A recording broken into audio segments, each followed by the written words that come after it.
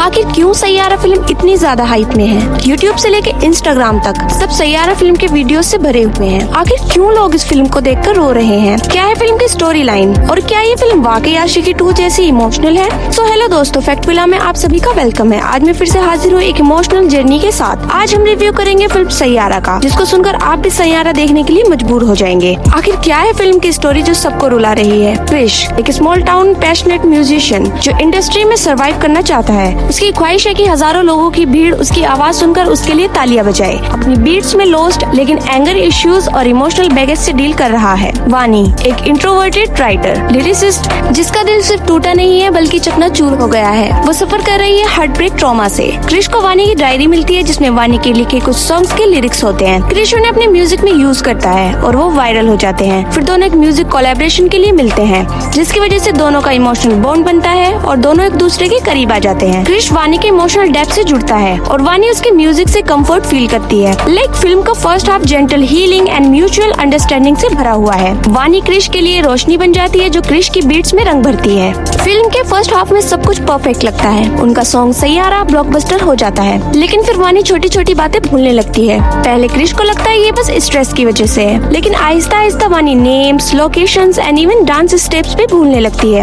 वानी खुद भी स्केर्ड एंड कंफ्यूज्ड होती है एंड फाइनली रिवील होता है she is in early stages of Alzheimer's diagnosis की वजह से वो ग्रेजुअली मेमोरी लॉस करने लगती है। वानी इंटरनल स्ट्रगल से गुजरती है। वो चाहती है क्रिश सक्सेस हासिल करे, इसलिए वानी क्रिश से डिस्टेंस मेंटेन करना शुरू कर देती है। क्रिश इमोशनल ब्रेकडाउन फेस करता है। गिल्ट, फ्रस्ट्रेशन, हेल्पलेसनेस के दरमियान उनका बॉन्ड म्यूजिक के थ्रू सर्वाइव करने की कोशिश करता है। देन अचानक वानी कहीं पर चली जाती है, लेकिन क्रिश एक वायरल रील के थ्रू उस तक पहुंच जाता है। लेकिन वहाँ पहुंचकर क्रिश को मालूम होता है वानी फॉरगेटफुल हो गई होती है।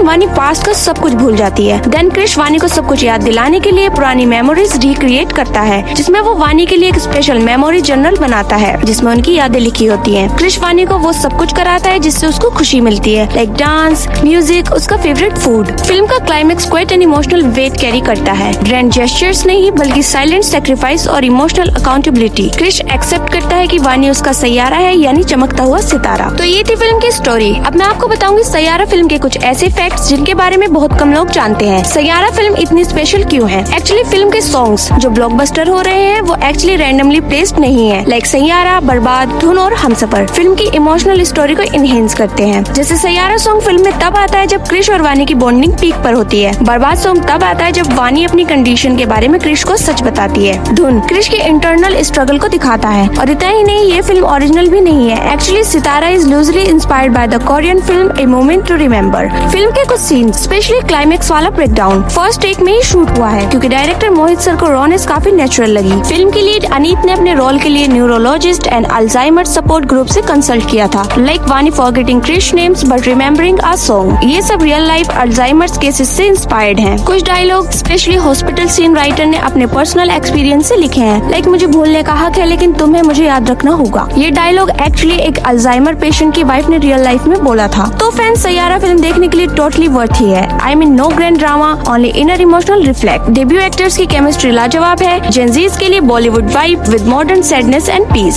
सैयारा फिल्म की अच्छी बात ये है कि फिल्म में तमाम अप्स एंड डाउन्स होने के बाद भी bitter sweet yet hopeful ending है। ओके, आज के लिए इतना ही। वीडियो पसंद आई है तो लाइक करें। आपको सैयारा फिल्म पसंद आई या फिर नहीं कमेंट्स में बताएं और चैनल को सब्सक्राइब करें।